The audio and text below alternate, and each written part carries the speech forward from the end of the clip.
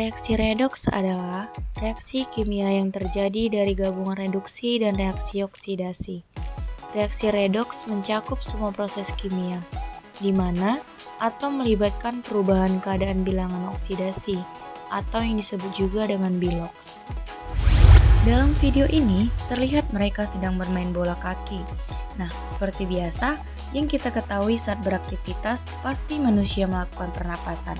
Bernapas merupakan proses menghirup oksigen di udara dan mengeluarkan karbon dioksida dan uap air. Udara di lingkungan mengandung oksigen yang dibutuhkan oleh manusia.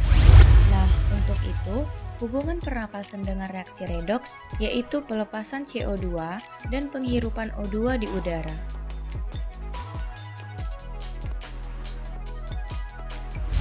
Sekarang kita akan melihat apa yang dimaksud dengan reaksi oksidasi. Tentunya kalian pernah melihat api. Seperti yang kita pahami bahwa api itu memiliki suhu yang panas. Nah, panas dari api tersebut dapat melepaskan elektron. Elektron yang terdapat pada oksigen di udara sehingga disebut oksidasi. Sedangkan reduksi adalah peristiwa diperolehnya elektron. Nah, cara sederhana yang dapat digunakan untuk mengingat hal tersebut yaitu dengan oil rig, yang berarti oxidation heat loss. Jadi kesimpulannya yaitu reaksi redoks adalah transfer elektron atau reaksi oksidasi reduksi yang terjadi di antara dua spesies atom ion atau molekul.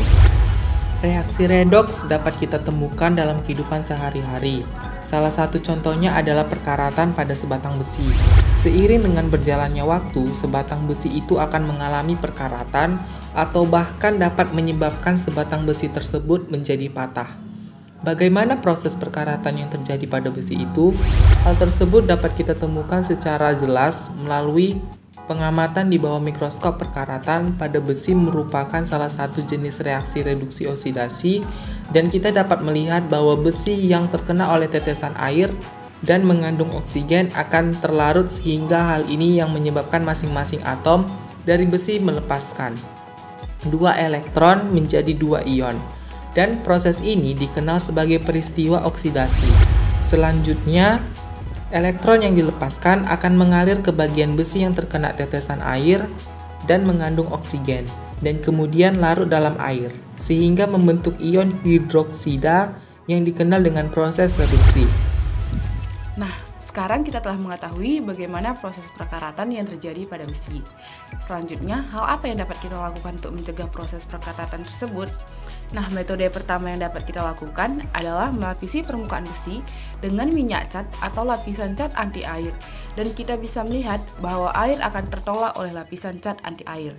Metode pencegahan yang selanjutnya yang dapat kita lakukan adalah dengan galvanisasi, yaitu ketika kita melihat seng lebih reaktif daripada besi.